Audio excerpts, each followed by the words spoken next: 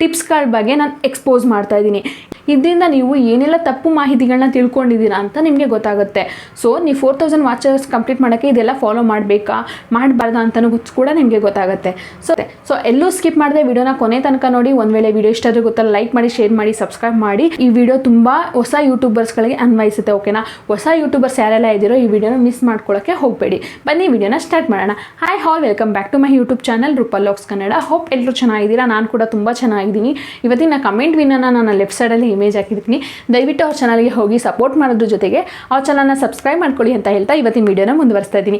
Guys, ನೀವು ಹೊಸ YouTubers ಆಗಿದ್ದಾಗ ಅಥವಾ ಹೊಸದಾಗಿ ಯೂಟ್ಯೂಬ್ಗೆ ಜಾಯ್ನ್ ಆದಾಗ ಈ ಪ್ರಾಬ್ಲಮ್ನ ಫೇಸ್ ಮಾಡಿರ್ತೀವಿ. ಅದೇನಪ್ಪ ಅಂತಂದರೆ, ನಾವು ಯೂಟ್ಯೂಬ್ನ ಸ್ಕ್ರೋಲ್ ಮಾಡ್ತಾ ಅಲ್ಲಿ ಕೆಲವೊಂದು ಟಿಪ್ಸ್ಗಳು ಬರುತ್ತೆ. ನಾವು ಇನ್ಸ್ಟೆಂಟಾಗಿ ಫೇಮ್ ತಂದುಕೊಡ್ತೀವಿ, ಬೇಗನೆ 4000 ವಾಚರ್ಸ್ನ ಕಂಪ್ಲೀಟ್ ಮಾಡ್ಕೊಡ್ತೀವಿ.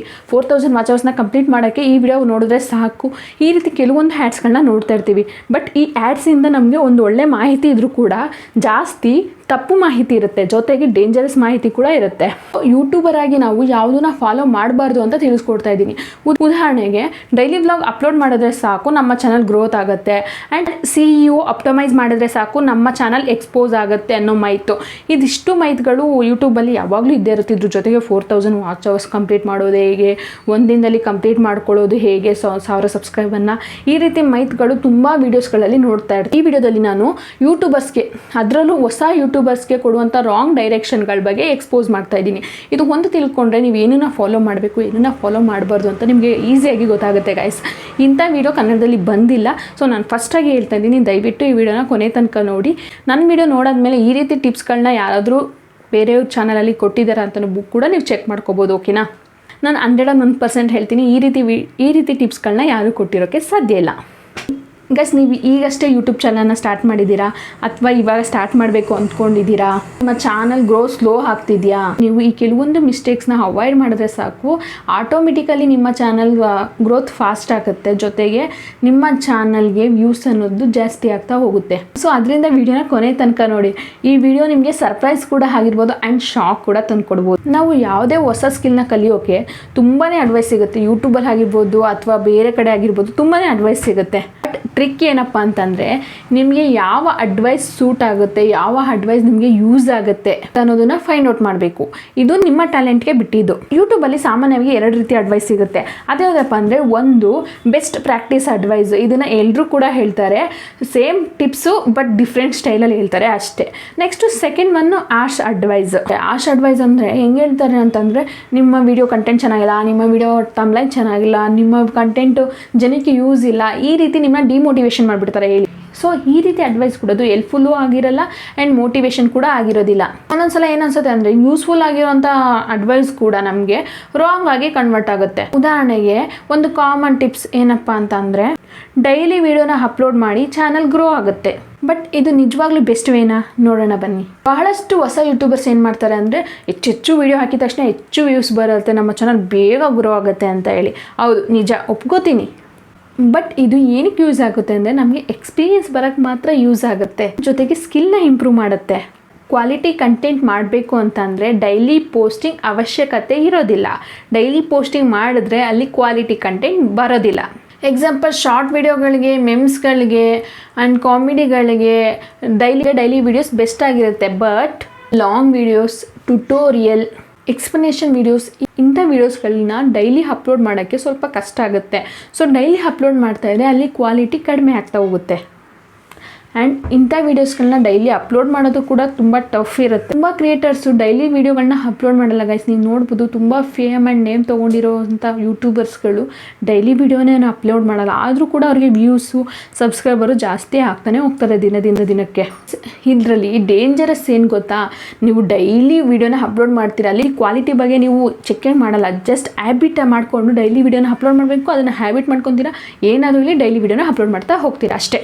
ಗೇಮಿಂಗ್ ಚಾನಲ್ಲು ಡೈಲಿ ವೀಡಿಯೋನ ಅಪ್ಲೋಡ್ ಮಾಡ್ತಿದೆ ಅಂತ ಹೇಳಿ ನಮ್ಮಂಥ ಟ್ರಾವೆಲಿಂಗ್ ಚಾನಲ್ಸ್ ಕೂಡ ಡೈಲಿ ವೀಡಿಯೋನ ಅಪ್ಲೋಡ್ ಮಾಡೋ ಅವಶ್ಯಕತೆ ಏನೂ ಇಲ್ಲ. ಪ್ರತಿಯೊಂದು ಕ್ಯಾಟಗರಿಗೂ, ಪ್ರತಿಯೊಂದು ಕಂಟೆಂಟ್ಗೂ ಅದರದೇ ಆದ ಸ್ಟ್ರಾಟರ್ಜಿ ಇರುತ್ತೆ. ಓಕೆನಾ?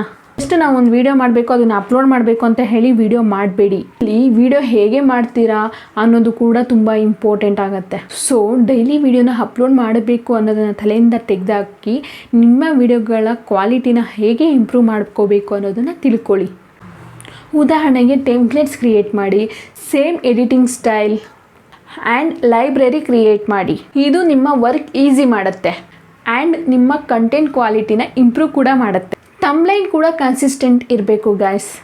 Same colour, same size, same layout. ಎಲ್ಲ ಥಂಬ್ನೈಲಲ್ಲಿ ಇದನ್ನು ಫಾಲೋ ಮಾಡಿ.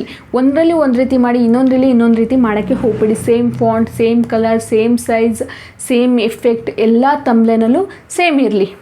ಇಲ್ಲ ಅಂದರೆ ನಿಮ್ಮ ವೀಡಿಯೋಸ್ಗಳು ರ್ಯಾಂಡಮ್ ಆಗಿ ಕಾಣುತ್ತೆ, ವ್ಯೂವರ್ಸ್ಗೆ ಕಾಣುತ್ತೆ. ಸೊ ಅದಕ್ಕೋಸ್ಕರ ಹೇಳ್ತಾ ಇದ್ದೀನಿ, same font, same effects, same ಫಾಂಟ್ನ ಕ್ರಿಯೇಟ್ ಮಾಡಿ.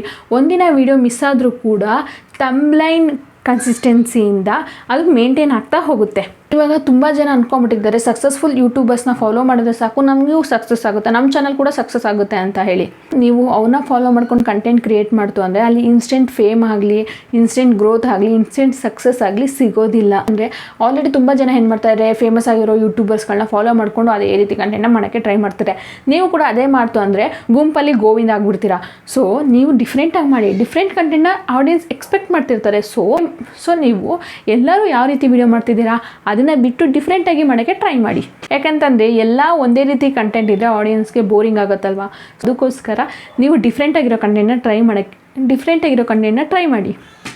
ಯಾಕೆಂದರೆ ಯೂಟ್ಯೂಬಲ್ಲಿ 2 ಬಿಲಿಯನ್ಸ್ ವ್ಯೂವರ್ಸ್ ಇದ್ದಾರೆ ಗೈಸ್. ನೀವು ನಂಬಲ್ಲ, ಯೂಟ್ಯೂಬ್ನ ದಿನಕ್ಕೆ 2 ಬಿಲಿಯನ್ಸ್ ವ್ಯೂವರ್ಸ್ ನೋಡ್ತಿರ್ತಾರೆ. ಕೆಲವೊಬ್ಬರಿಗೆ ಫಾಸ್ಟ್ ವಿಡಿಯೋ ಇಷ್ಟ, ಕೆಲವೊಬ್ಬರಿಗೆ ಸ್ಲೋ ವಿಡಿಯೋ ಇಷ್ಟ, ಕೆಲವೊಬ್ಬರಿಗೆ ಕಾಮಿಡಿ ವಿಡಿಯೋಸ್ ಇಷ್ಟ, ಕೆಲವೊಬ್ಬರಿಗೆ ಆಡ್ಸೋ ವೀಡಿಯೋಸ್ಗಳು ಇಷ್ಟ, ಕೆಲವೊಬ್ಬರಿಗೆ ಎಜುಕೇಷನಲ್ ಕಂಟೆಂಟ್ ವೀಡಿಯೋಗಳಿಷ್ಟ, ಕೆಲವೊಬ್ಬರಿಗೆ ಹಿಸ್ಟ್ರಿ ವೀಡಿಯೋಸ್ಗಳು ಇಷ್ಟ ಆಗುತ್ತೆ. ಸೊ ಇಲ್ಲಿ ಸೇಮ್ ಕಂಟೆಂಟು ಎಲ್ಲರಿಗೂ ವರ್ಕ್ ಆಗೋದಿಲ್ಲ, ಓಕೆನಾ? ಸೊ ಅದರಿಂದ ಹೇಳ್ತಾ ಇದ್ದೀನಿ, ಬಿಗ್ಗೆಸ್ಟ್ ಅಡ್ವೈಸ್ ಏನು ಗೊತ್ತಾ, ಜನ ನೋಡೋಕ್ಕೆ ಇಷ್ಟಪಡುವಂಥ ಕಂಟೆಂಟ್ ವೀಡಿಯೋಸ್ಗಳನ್ನ ಮಾಡಿ. ನಿಮ್ಮ ಯೂನಿಕ್ನೆಸ್ಸಿಂದ ನಿಮ್ಮ ಚಾನಲ್ ಸ್ಟ್ರೆಂತ್ ಆಗುತ್ತೆ ಗೈಸ್, ಇದು 100% ಗ್ಯಾರಂಟಿ. ಬೇರೆಯವ್ರು ಏನು ಮಾಡ್ತಾರೋ ಅದನ್ನೇ ಮಾಡ್ತಾ ಹೋಯಿತು ಅಂದರೆ ಅಲ್ಲಿ ನಿಮ್ಮ ಯೂನಿಕ್ನೆಸ್ ಏನೂ ಇರೋದಿಲ್ಲ. ನೀವು ಡಿಫ್ರೆಂಟಾಗಿ ಕಂಟೆಂಟ್ನ ಕ್ರಿಯೇಟ್ ಮಾಡಿ ನಿಮ್ಮ ಚಾನಲ್ನ ಸ್ಟ್ರಾಂಗ್ ಮಾಡ್ಕೊಳ್ಳಿ, ಓಕೆನಾ? ಈಗ ನೀವು ಫೇಮ್ನ ಬಳಸ್ಕೋಬೇಕು, ಯೂಟ್ಯೂಬಲ್ಲಿ ಬೇಗ ಸಕ್ಸಸ್ ಆಗಬೇಕು ಅಂತ ಹೇಳಿ ನಿಮ್ಮ ಲೈಫ್ ಸ್ಟೈಲ್ ಅಲ್ಲದೆ ಇರೋವಂಥ ಕಂಟೆಂಟ್ ವೀಡಿಯೋಗಳನ್ನ ಮಾಡೋಕ್ಕೆ ಹೋಗ್ತೀರಾ. ಆವಾಗ ಯೂಟ್ಯೂಬು ನಿಮಗೆ ಒಂದು ಜಾಬ್ ರೀತಿ ಕಾಣುತ್ತೆ. ಸೊ ಫಸ್ಟ್ ಅದನ್ನು ಅವಾಯ್ಡ್ ಮಾಡಿ.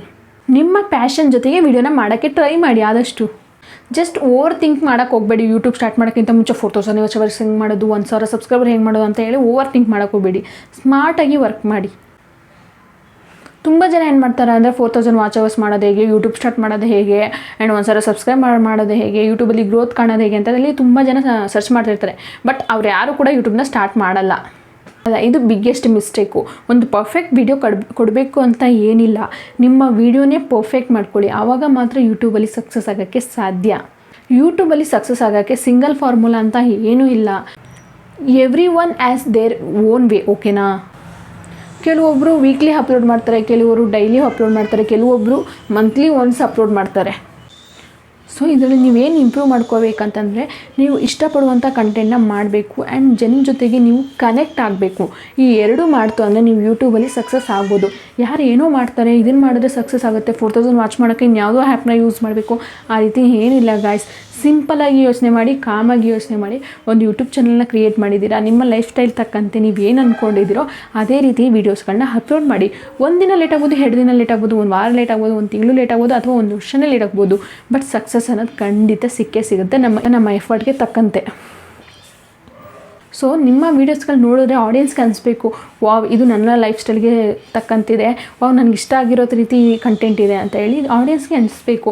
ಆವಾಗ ಮಾತ್ರ ನಿಮ್ಮ ಚಾನಲ್ ಗ್ರೋ ಆಗುತ್ತೆ. ಅದು ಬಿಟ್ಟು ನೀವು ಏನೇನೋ ವೀಡಿಯೋಸ್ಗಳನ್ನ ಮಾಡೋದು, ಅವ್ರು ಏನು ಮಾಡಿದಾರೋ ಅದನ್ನು ಕಾಪಿ ಪೇಸ್ಟ್ ಮಾಡ್ಕೊಳ್ಳೋದು, ಇವ್ರು ಏನು ಮಾಡಿದಾರೋ ಅದೇ ರೀತಿ ಕಾಪಿ ವೀಡಿಯೋಸ್ಗಳನ್ನ ಮಾಡೋದು, ಆ ರೀತಿ ಮಾಡಿದ್ರೆ ಖಂಡಿತ ನೀವು ಯೂಟ್ಯೂಬಲ್ಲಿ ಸಕ್ಸಸ್ ಆಗೋಕ್ಕೆ ಸಾಧ್ಯನೇ ಇಲ್ಲ. ಜಸ್ಟ್ ಇನ್ಸ್ಟೆಂಟಾಗಿ ಸಕ್ಸಸ್ ಆಗ್ಬೋದು ಅಷ್ಟೇ. ಲಾಂಗ್ ಟರ್ಮ್ ಆಗಿ ಸಕ್ಸಸ್ ಆಗಬೇಕು ಅಂದರೆ ನಿಮ್ಮದೇ ಆದಂಥ ಲೈಫ್ ಸ್ಟೈಲ್ನ ತೋರಿಸ್ಬೇಕು, ನಿಮ್ಮದೇ ಆದಂಥ ಐಡಿಯಾಗಳನ್ನ ಯೂಸ್ ಮಾಡಬೇಕು, ನಿಮ್ಮ ಕಂಟೆಂಟ್ಗಳನ್ನೇ ನೀವು ವಿಡಿಯೋ ಮುಖಾಂತರ ತೋರಿಸ್ಬೇಕು. ಅದು ಬಿಟ್ಟು ಬೇರೆಯವ್ರ ಕಂಟೆಂಟ್ನ ತಗೊಂಡು ನಮ್ಮ ವಿಡಿಯೋದಲ್ಲಿ ಮಾಡಿದ್ರೆ ಅದರಲ್ಲಿ ಯೂಸ್ ಇಲ್ಲ guys. So varieties of viewers ಇದ್ದಾರೆ ಗೈಸ್ ಯೂಟ್ಯೂಬಲ್ಲಿ. ಯೂಟ್ಯೂಬರ್ಸ್ಗಳಲ್ಲಿರೋ ಕಂಟೆಂಟ್ನೇ ಇಷ್ಟಪಡುವಂಥ ಜನಗಳಿಲ್ಲ, ನಿಮ್ಮ ವಿಡಿಯೋದಲ್ಲಿರುವಂಥ ಕಂಟೆಂಟ್ಗಳನ್ನ ಇಷ್ಟಪಡುವಂಥ ಜನ ಇದ್ದಾರೆ. ಬಟ್ ಆ ಕಂಟೆಂಟ್ ಜನಕ್ಕೆ ತಲುಪಬೇಕು ಅಷ್ಟೇ. ಅದು ತಲುಪಬೇಕಂದ್ರೆ ನೀವೇನು ಮಾಡಬೇಕು, ರೆಗ್ಯುಲರಾಗಿ ಪ್ರಾಕ್ಟೀಸ್ ರೆಗ್ಯುಲರಾಗಿ ವಿಡಿಯೋನ ಅಪ್ಲೋಡ್ ಮಾಡಬೇಕು. ಒಂದೇ ರೀತಿ ಕಂಟೆಂಟ್ ವಿಡಿಯೋಗಳನ್ನ ಅಪ್ಲೋಡ್ ಮಾಡಿ. ಒಂದಿನ ಒಂದಿನ ಸಕ್ಸಸ್ ಇಲ್ಲ ಅಂದರೆ ಒಂದಲ್ಲ ಒಂದು ದಿನ ಸಕ್ಸಸ್ ಅನ್ನೋದು ಸಿಕ್ಕೇ ಸಿಗುತ್ತೆ. ಯೂಟ್ಯೂಬ್ ಅನ್ನೋದು ಒಂದು ಒಳ್ಳೆ ಪ್ಲ್ಯಾಟ್ಫಾರ್ಮ್ ನಮ್ಮ ಐಡಿಯಾಸ್ಗಳು, ನಮ್ಮ ನಾಲೆಡ್ಜು, ನಮ್ಮ ಸ್ಕಿಲ್ಸು ತೋರಿಸ್ಕೊಳ್ಳೋದಕ್ಕೆ. ಸೊ ನಿಮ್ಮಲ್ಲಿ ಏನು ಟ್ಯಾಲೆಂಟ್ ಇದೆಯೋ ಅದನ್ನು ಮಾತ್ರ ಎಕ್ಸ್ಪೋಸ್ ಮಾಡಿ. ಅದನ್ನು ಬಿಟ್ಟು ಬೇರೆಯವ್ರ ಟ್ಯಾಲೆಂಟ್ನ ನಮ್ಮ ವೀಡಿಯೋದಲ್ಲಿ ಎಕ್ಸ್ಪೋಸ್ ಮಾಡೋಕ್ಕೆ ಹೋಗಬೇಡಿ.